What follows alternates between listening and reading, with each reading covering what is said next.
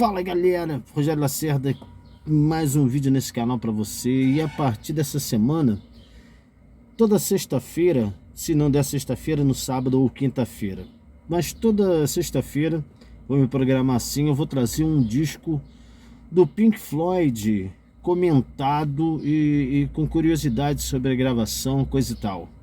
E vou fazer isso durante 15 semanas, são 15 álbuns, né? E na 16ª semana, eu vou fazer um ranking do pior ao melhor, segundo a minha opinião, tá beleza? E como não poderia deixar de ser, tem que ser em ordem cronológica, hoje eu vou começar pelo The Piper at the Gates of Dawn, debut, o primeiro disco do Pink Floyd. Essa capa aqui desse CD não é a capa original é só essa foto aqui, né?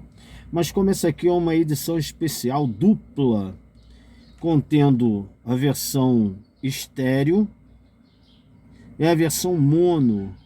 A versão mono tem um som bem bacana, devo acrescentar, é mais pesadona, tem sons que a gente não escuta na versão original e ficou bem legal. E como sempre, não poderia deixar de ser, olha o encarte desse disco, olha o encarte desse cara. Pink Floyd nunca peca, né? Ele nunca peca quando é estilo, quando é... Olha só que bacana.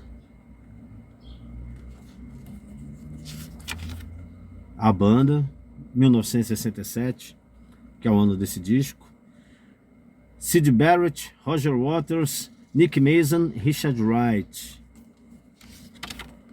Ó, psicodélico, bem bacana. Legal, né? Gravado nos estúdios Abbey Road, aqui ó. Eles estavam gravando no estúdio 3 e o Beatles simultaneamente gravando Sgt. Pepper no estúdio 2. Olha como é que devia estar a dimensão desse estúdio nesse período, com Beatles e Pink Floyd gravando seus trabalhos psicodélicos naquela época. Muito bacana, né? Desenho do Syd Barrett, isso aqui. Os CDs, olha que bonito. Gente, tudo bem você ouvir música pelo Spotify, ouvir música no YouTube e outras plataformas. Eu falei YouTube fazendo biquinho, YouTube. Nas plataformas, mas nada como a mídia física na mão, né, cara? Ainda mais para quem tem os vinis. Eu não tenho todos os vinis do Pink Floyd não, mas os CDs eu tenho. Então, começando aqui para contextualizar vocês, em 67, essa banda começou em 62 e ela não tinha nome não. É formada ali pelo Roger Waters, Nick Mason e Richard Wright, que eram estudantes de arquitetura, e encontraram com o Syd Barrett, que estudava arte junto com o seu professor de guitarra, David Gilmour. David Gilmour não participou da primeira versão do Pink Floyd, mas ele é quem dava aula aqui pro Syd Barrett. E o Syd Barrett, ele além de ser um cara muito ligado em arte, ele é ligado em esoterismo, astronomia, e ele gostava muito daqueles contos nonsense infantis, aquelas histórias de contos de fada, tanto que ele era um leitor fervoroso do J.R.R. Tolkien. Ele também se amarrava ele lia Aleister Crowley, aquele maluco, aquele doido. Também lia muitos livros de ficção científica. Era um cara que gostava muito de ler.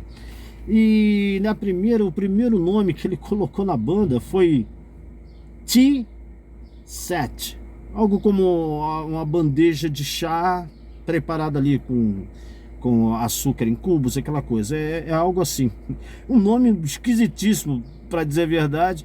E para piorar, já tinha outra banda com esse nome. Aí ele teve que largar o nome de mão e procurar um outro nome. Já tinha outra banda chamada Tea-Set. Olha que coisa bizarra. E ele foi para casa tomar o seu LSD, que ele realmente era viciado, isso todo mundo sabe também.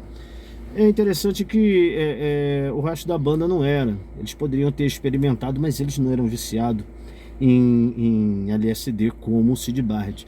Ele foi para casa lá para dar uma olhada, uma vasculhada nos seus livros, dar uma vasculhada em seus discos. Ele começou a olhar os discos ali, ele achou um disco de um bluesman que ele gostava muito, chamado Pink Anderson, e de um outro chamado Floyd Conceal. Ele falou, porra, eu vou botar o nome da banda The Pink Floyd Sound. Ele juntou o nome dos dois e criou esse nome, The Pink Floyd Sound. Chegou, levou para os caras de beleza, e eles começaram a tocar em alguns clubes em Londres, e tocaram com muita frequência no tal de UFO Club em Londres, onde a galera ali que gostava do som psicodélico que veio a partir dos anos anteriores, e ali com o Revolve do Beatles, né, que já vinha fazendo um som meio voltado psicodélico, a galera gostava de se reunir no UFO Club. A galera lá usava LSD, e o Pink Floyd, The Pink Floyd Sound, começou a fazer seus shows ali, além da parte sonora, toda aquela experimentação que você sabe que eles faziam. Eles criaram também um ambiente visual. Eles pegavam bacias, enchiam de água, pegavam óleo queimado, jogava dentro, fazia aquela mistura, pegava um feixe de luz, jogava em cima, pegava um espelho, jogava na parede, e criava todo aquele clima psicodélico no palco, atrás deles, assim, por cima deles no show. Usavam fumaça, estroboscópio. Eles criaram uma viagem sonora e visual para os usuários de LSD lá no UFO Club. Imagina isso. Um cara da Abbey Road, do Abbey Road Studio, chamado Norman Smith, ouviu falar da banda e foi lá. Ele era uma espécie de olheiro, também gostava de procurar novos talentos, e viu a apresentação da banda. O que ele fez? Pô, eu vou arrumar um negócio para essa banda. Ele pegou e foi até os executivos da EMI, de quem ele tinha um certo conceito, e conversou com os caras. Os caras toparam de primeira. Ele foi lá, procurou a banda e falou: meus amigos, olha só, eu tenho uma proposta para você. Que tal vocês gravarem no Abbey Road um disco e fazerem parte do cast da EMI? Claro, foram lá, assinaram um contrato de 5 mil libras. 5 mil libras, é o primeiro contrato do Pink Floyd com o mundo da música, foi 5 mil libras. Hoje você para pensar, 5 mil libras não é nada, mas na época representava alguma coisa para eles, mas eles queriam era gravar, entendeu? Aquele som deles, e foram lá pro Abbey Road gravar. E ali, cara, começaram todas aquelas experimentações deles. Aí começaram gravando a primeira música deles, que se tornou um single antes do disco sair, que era Arnold Lane. Arnold Lane, que inclusive é um clássico, né? Virou sucesso, mas virou um single e não iria entrar no disco. Até porque a música, levaram a música para as rádios, e as rádios baniram, não queriam tocar música. Por que não queriam tocar música? Arnold Lane era um cara, né, que ele, quando passava por um quintal, via um varal com roupa feminina, ele ia lá, roubava a roupa e levava para casa para vestir roupa de mulher. Olha o que tinha na cabeça do Syd Barrett nessa época, que maluquice. Então esse é o Arnold Lane, e acabou sendo banido das rádios. Não impediu que a música fosse um sucesso. E ali começaram as gravações no Abbey Road. Eles tinham 3 horas por dia para gravar. 3 horas por dia para gravar. Era um estúdio muito concorrido. E o Norman Smith, que foi o cara que descobriu eles, que se tornou o produtor do disco. Aí começaram a gravação também, depois da Arnold Lane, começaram a gravar Astronomy Domini. Engraçado dessa música, cara, é que essa música tem umas vozes no começo da música, uma voz falando de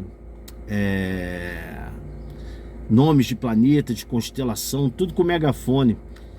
Era o agente deles, o agente deles que faz essa locução no começo. E tem um teclado ali que o Richard Wright faz, que é um código Morse.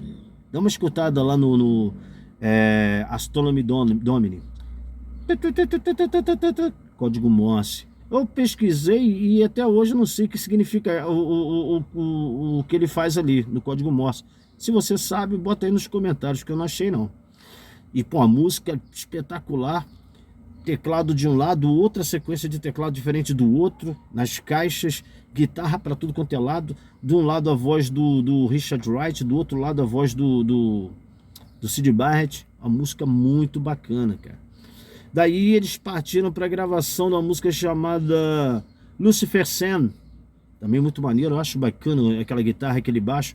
Inclusive essa música, o Norman Smith disse que ele chegou para a banda toda e dava os pitacos pro Roger Waters, Richard Wright, pro Nick Mason. Os caras aceitaram na boa. Na hora de falar com Syd Barrett pegava e... beleza, beleza. E não fazia nada do que ele falava. O cara simplesmente ignorava e continuava fazendo as coisas daquele jeito. E interessante que eu falei para vocês que a gravação, eles tinham 3 horas por dia. Tiveram que aumentar porque a gravação era feita numa fita cassete. Aquela fita cassete eles gravavam uma sequência de instrumentos, gravavam outra, gravavam as vozes e eles cortavam. O pessoal da mesa cortava, a edição cortava aquelas fitas. E a música, ela toda picotada, toda emendada, toda remendada, né? E dava certo, era uma coxa de retalhos a música. E tem uma música no disco que você... Daqui a pouco, quando acabar esse vídeo, tu bota pra ouvir, que tu vai ver que tu consegue ver o corte, tu consegue ver que a edição falhou. Matilda Mother, nome da música, a terceira música do álbum. Tu bota Matilda Mother lá que tu vai ver que a música foi cortada, tu vai sentir o corte, cara, chega a ser bizarro. Tá lá. Depois veio uma música também chamada Flaming, que se tornou single nos Estados Unidos. David Gilmour ficou muito tempo cantando essa música depois que ele substituiu o Syd Barrett. E é uma música também bem baseada nos contos ali do Lewis Carroll, do J.R.R. Tolkien, que o Syd Barrett adorava. E uma música que fala de unicórnios, todo aquele mundo mágico. Daí vem umas músicas meio psicodélicas até culminar na mega progressiva psicodélica de 10 minutos, Interestelar Overdrive. Eu acho que é a música mais conhecida do disco. Eles levaram bastante tempo tocando essa música. Inclusive tem um camarada do Abbey Road, que ele era engenheiro de som. Como é que é o nome dele? Pete Bounce. Pete Bounce disse que entrou no estúdio quando eles estavam ensaiando a Interestelar Overdrive com o Norman Smith na bateria. Por quê?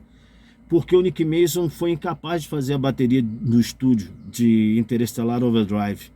Nós sabemos, né, que o Nick Mason ali era bem limitado no começo, depois ele foi melhorando, mais carismático, aquele tipo de bateria. Mas quem fez a bateria do Interestelar Overdrive no disco foi o Norman Smith, produtor. E o Pete Bounce, ele foi lá para ver o ensaio. Quando ele entrou no estúdio, ele disse que se borrou de medo, porque achou a música aterrorizante, disse que nunca tinha ouvido nada igual. É uma música bem interessante, né? Interestelar Overdrive. Depois vem uma música chamada The Gnome. Também ele conta a história de um gnomo que usava uma capa vermelha. O nome dele era Kringle Grumble. O nome desse, esqueci o nome do gnomo da música lá do Syd Barrett. Olha só. Música psicodélica, totalmente louca, ensandecida, o cara usando LSD à vontade, e o cara fala sobre gnomos, duendes, unicórnios, é um troço meio doido.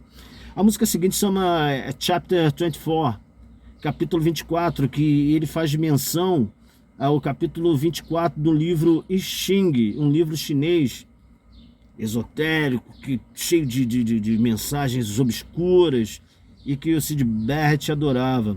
Depois vem a música Scarecrow e Bike, que eu gosto bastante. Gosto bastante de Bike. E ainda gravaram lá See Emily Play.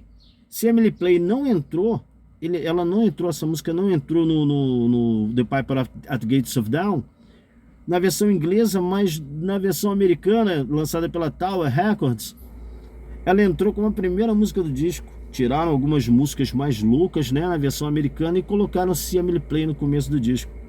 É interessante, né? Inclusive tem uma curiosidade sobre o disco da versão americana da Tower Records, que eles não puseram o título The Piper at Gates of Dawn, eles colocaram só Pink Floyd. Interessante isso aí. E o disco, antes de ser lançado, é claro, eles pegaram a gravação e mandaram para o fotógrafo Vic Singh. Esse Vic Singh, ele não era fotógrafo do meio da música, ele era um fotógrafo de moda. todo evento cheio de socialite, ele tava lá. E o único contato que o Vic Singh, ele tinha com música, Vic Singh, aliás, que ele tinha com música era que ele se tornou, através dessas reuniões da socialite aí, do pessoal do, né, do socialite, do pessoal das celebridades aí, é que ele fez amizade com o George Harrison, do Beatles. Ele fez uma forte amizade com o cara. E mandaram aí a capa mandaram o disco pro Vic Singh ouvir e criar a capa. Ele ouviu o disco, ele falou, caramba, que som alienígena é esse, cara? Um negócio espacial. E o que ele fez? Ele pegou uma lente que o George Harrison, do Beatles, deu de presente para ele, e ele foi lá fotografar o Pink Floyd. Falou, ó, pega esses caras, bota as roupas mais coloridas e cintilantes que tiverem aí, que eu vou fotografar. Eles pegou essa lente que o George Harrison deu, botou os caras com aquelas roupas aqui, ó. Às vezes dá pra ver. E tirou essa foto com esse efeito caleidoscópico aqui, ó. Muito bacana. A capa inteira do disco é isso aqui, né? Tá aí a banda aí, ó. E inclusive esse Vic Singh disse que ele até hoje não foi pago, né? Aí ficou com pena dos caras que tinha tudo cara de duro e não acabou não cobrando os caras pelas fotografias. Inclusive disse que a única coisa que ele ouviu deles foi o disco que eles mandaram. Nunca mais viu os caras, nunca mais. Mas ficou sabendo que a banda explodiu, ficou super famosa. E tá aí a capa pronta e só faltava o título. O Syd Barrett se lembrou de um livro que ele tinha chamado The Wind in the Willows, do escritor inglês Kenneth Grahame, um escritor que lançou esse livro em 1908, e no capítulo 7 acontece a aparição do deus Pan tocando a flauta nos portões da alvorada. Ele pegou e botou o nome do disco esse, O Flautista nos Portões da Alvorada, The Pipe at Gates of Dawn. Tá aí o nome do disco. Disco lançado, a primeira coisa que aconteceu, o Norman Smith teve que ir para a imprensa para falar o seguinte, ó, ao contrário do que dizem, a música do Pink Floyd não causa alucinações para quem ouve, porque começou a rolar esse boato de que a música contida no The Piper at Gates of Dawn fazia o pessoal ficar loucão, cheio de alucinação. E a gente sabe que não é verdade, né? Era o LSD que fazia isso. Então tá aí a história que eu acho muito interessante desse disco, The Piper at Gates of Dawn. Foi uma surpresa até para eles esse contrato com a EMI, eles gravarem no mesmo estúdio que estava gravando Beatles. A mente realmente criativa por trás do disco é o Syd Barrett, é uma letra, uma coisa nonsense, quase infantil, junto com aquele som espacial loucaço. Quando eu for fazer meu ranking do pior para o melhor, eu vou mostrar para vocês qual é a colocação desse disco no meu ranking e dar o meu parecer do porquê, né? Eu sei que ele é muito importante porque é o disco que alicerçou uma carreira que deu mais do que certo. Causa muito estranhamento, é bem diferente de tudo que eles fizeram posteriormente, com exceção do Saucerful of Secrets, que tem alguns toques ali, né? Mas realmente esse disco, ele tem uma importância histórica no rock psicodélico. Por quê? Porque ele deu praticamente o pontapé inicial. Tem um pouco de pop aqui, progressivo, mas o psicodélico aqui é que dita. Nem os Beatles tinham feito, né, até aquele momento, um disco assim. Tanto que o The Sgt. Pepper's estava sendo gravado no período que esse aqui também estava sendo gravado. E esse aqui chegou ao 6º lugar na parada do Reino Unido. 6º lugar. Muito bacana, né? Tem outra coisa interessante também, que eles foram tocar na BBC, aí um tal de Hans Keller, que era o apresentador, e era um cara erudito, conhecedor de música, parou a apresentação deles no meio e perguntou, cara, por que vocês tocam alto assim? Aí o Syd Barrett, junto com o Roger Waters, mano, porque a gente gosta. Muito bacana, né, cara? Histórias muito bacanas em cima desse álbum aqui, cara. Ficou pra história. Pink Floyd, The Piper at Gates of Dawn. Galera, até semana que vem. Semana que vem eu falo do sucessor desse aqui, ó. A Sisyphus of Secrets, que é um disco também que eu me amarro. Tá beleza? Forte abraço, até o próximo vídeo. Tamo junto, vamos que vamos.